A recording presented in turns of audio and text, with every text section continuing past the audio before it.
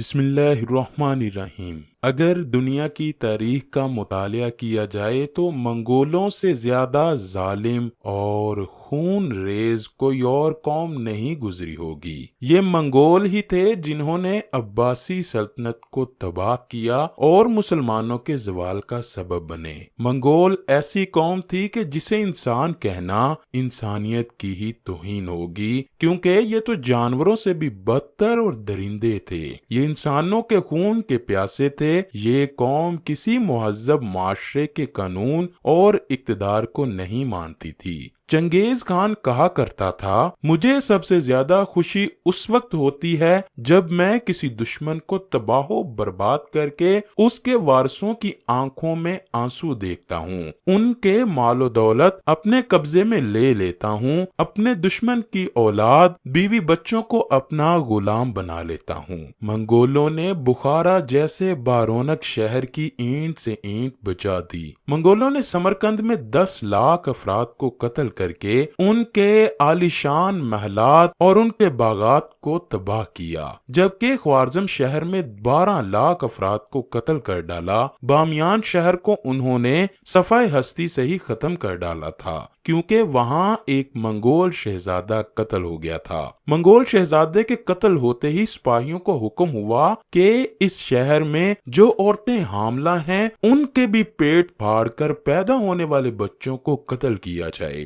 منگول جہاں جاتے تھے کھوپڑیوں کے مینار بنایا کرتے، ہر طرف تباہی مچاتے تھے، انسانوں کو قتل کرتے، ان کے مال و دولت جلا دیتے، جانوروں کو ذبح کرتے۔ تاریخ میں لکھا ہے کہ ہرات میں منگولوں نے 16 لاکھ انسانوں کو چیر پاڑ ڈالا۔ ان شہروں میں جتنے بھی دانشور، شاعر، اسکالر، مصور اور لکھاری تھے، منگولوں نے سب کو صفحہ ہستی سے مٹا ڈالا۔ انہوں نے مسلم آرٹ اور کلچر کو ختم کیا، کتب خانوں کو آگ لگائی، کئی ہزاروں سال سے محفوظ قیمتی نسخے، علم کے خزانے اور مسلم سلطنت کا جاہ و جلال سب کچھ تباہ و برباد کیا۔ وہ مرغزار شاہراہیں اور وادیاں، شہر جہاں لوگ خوشباش زندگی بسر کیا کرتے تھے، سب کچھ دیکھتے ہی دیکھتے تباہ و برباد ہوا۔ جب 1258 میں چنگیز خان کا پوتا ہلاکو خان بغداد پر حملہ آور ہوا،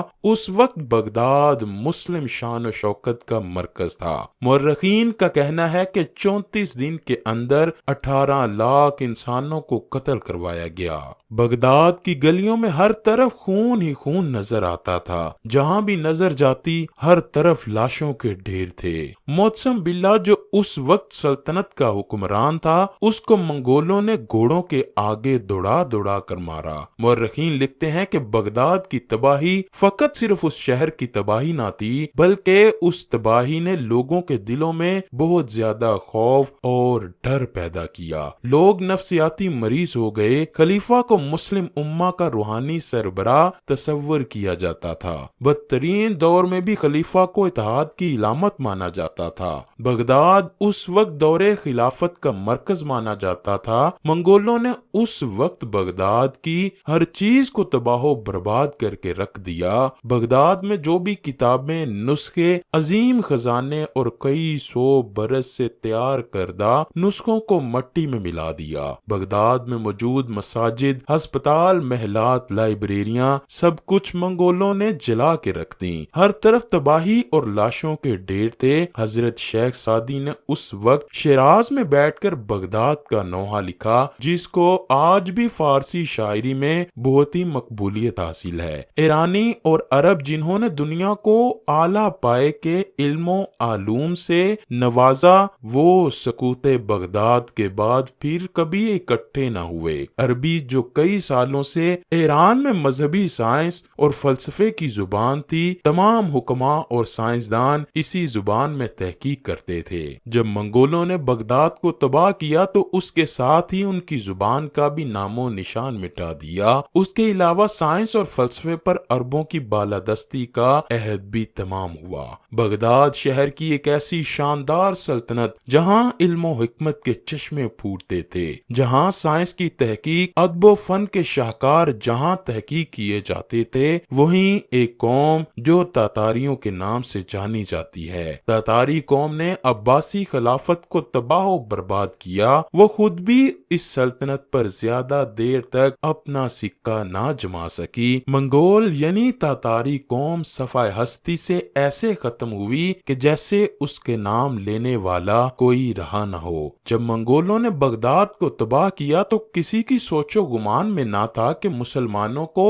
پھر دوبارہ کبھی عروج حاصل ہوگا، لیکن 200-250 سال کے بعد سلطنت عثمانیہ کو عروج حاصل ہوا۔ وہ یورپ سے لے کر افریقہ تک پھیل گئی۔ بر صغیر میں مغلوں کی حکومت بھی ایک الگ مقام رکھتی ہے۔ عربوں، ترکوں اور مغلوں کے زوال کی بے شمار وجوہات ہم کو تاریخ میں مل سکتی ہیں، اس سے شاید ہم کو کوئی سبق بھی حاصل ہو، مگر فقط اس حرام خوری سے کام نہیں چلایا جا سکتا کہ سب مغربی لوگ ہماری ایجادات پر پل کر جوان ہوئے ہیں۔ یہ مسلمان ہی تھے جنہوں نے کیمرہ جیسی اعلیٰ قسم کی چیزیں ایجاد کی، جیومیٹری سکھائی، فلکیات کی سائنس غیر مسلمانوں کو پڑھائی۔ اگر مسلم غیر مسلمانوں کو نہ پڑھاتے تو وہ آج جاہلانہ زندگی بسر کرتے۔ مسلمانوں سے اگر مغربی لوگوں نے کچھ سیکھا تھا تو آج ہمیں بھی ان سے کچھ سیکھنے میں کوئی حرج نہیں۔ جدید دور میں علم کو حاصل کرنا کوئی مشکل کام نہیں۔ آپ میں ہنر ہے تو آپ گھر بیٹھے دنیا کی ہر چیز سیکھ سکتے ہیں۔ انٹرنیٹ ایک ایسی چیز ہے جس میں دنیا کا ہر قسم کا علم موجود ہے۔ انٹرنیٹ سے آپ ہر علم حاصل کر سکتے ہو، بس اگر تمہارے پاس ہنر ہے۔